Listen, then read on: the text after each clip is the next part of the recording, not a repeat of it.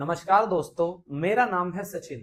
आज की इस वीडियो में दोस्तों हम लोग बात करेंगे धर्म की कि धर्म वास्तव में है क्या और हमारे देश में ज्यादातर लोगों के लिए धर्म का आज तक क्या अर्थ रहा है, उन लोगों ने धर्म को किस तरह से देखा है और एक सच्चा आध्यात्मिक व्यक्ति उसके लिए धर्म का क्या मतलब होता है और दोनों धर्मों के अर्थों में अंतर कितना है। तो चलिए वीडियो को आगे बढ़ाते हैं। दोस्तों, अगर ज्यादातर लोगों की जिंदगी को बड़े ध्यान से ऑब्जर्व करा जाए, ध्यान से देखा जाए, तो हमें उन्हें देखने पर साफ साफ समझ आ जाता है कि उनके लिए धर्म का अर्थ सिर्फ परंपरा रही है। परंपरा माने क्या? कि कुछ चलता आ रहा है पीछे से, हमारे मम्मी पापा भी वो चीज करते आए हैं, उनके माँ बाप ने भी वो चीज करी थी और उनके माँ बाप ने भी वो चीज करी थी। तो इतिहास से एक परंपरा, एक कस्टम, एक ट्रेडिशन चलता आ रहा है। और वो ट्रेडिशन क्यों चलता आ रहा है अगर आप उनसे पूछेंगे तो ज्यादातर लोगों को तो वो परंपरा पता ही नहीं होगी कि वो शुरू क्यों हुई थी। हाँ, किसी को अगर पता भी होगा तो वो उस परंपरा के पीछे कोई मान्यता बता देगा, असम्पशन बता देगा कि हाँ जी, हम इस चीज को इसलिए फॉलो करते आ रहे हैं। और उसके पीछे भी कोई ठोस तर्क नहीं होगा, सिर्फ क्या होगी, एक मान्यता रही होगी। और मान्यता किसी ने क्यों शुरू करी थी, परंपरा किसी ने क्यों शुरू करी थी, हम उसको समझने की जहमत भी नहीं उठाते। हाँ, बस हमें एक परंपरा मिल गई है और हम इस परंपरा का पालन कर रहे हैं, इसी को आगे बढ़ाएंगे। और ज्यादातर लोगों के लिए धर्म का मतलब सिर्फ परंपरा रह गई है और कुछ भी नहीं। न वो सोचते, न वो अपने विवेक का इस्तेमाल करते कि भाई हो सकता है कि ये परंपरा आज से 500 साल पहले शुरू हुई हो, तो मे भी उस समय हो सकता है कि इस परंपरा का कोई लॉजिक रहा हो। पर 500 साल बाद तो पूरा का पूरा समय बदल गया है, टेक्नोलॉजी आ गई है, इंडस्ट्रियलाइजेशन हो गया है। तो क्या वो परंपरा आज भी उतनी ही यूजफुल है जितनी 500 साल पहले थी?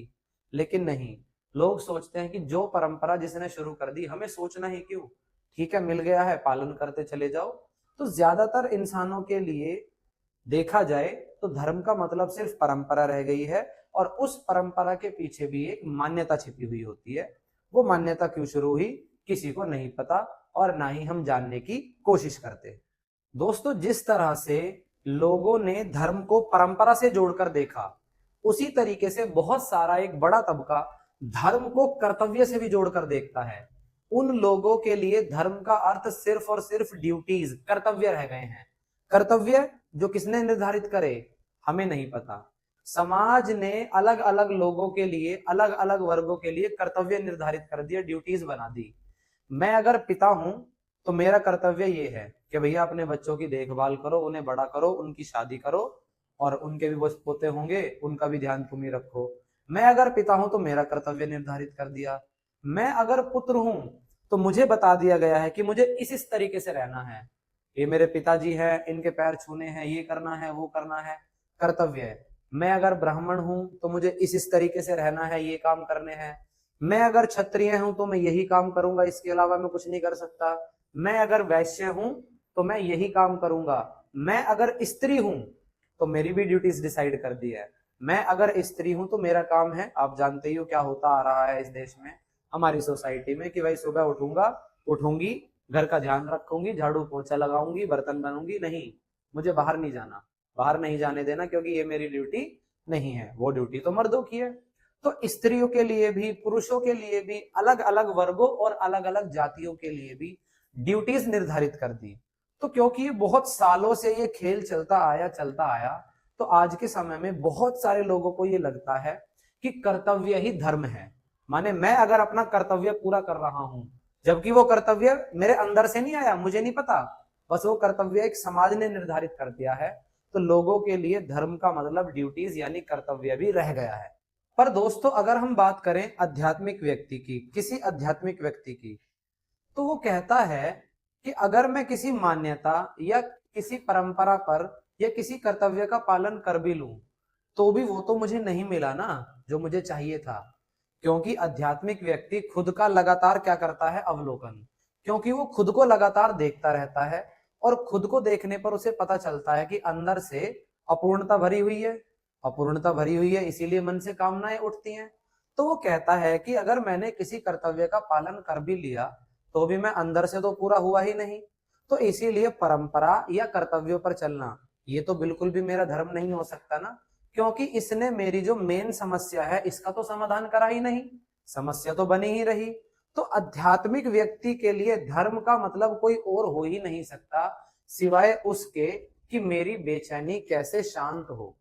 मेरे अंदर ये जो बैठा हुआ है, जो लगातार डिमांड कर रहा है अलग अलग तरह की, इसकी डिमांड कैसे खत्म हो, कैसे मेरी कामनाएं खत्म हो जाएं।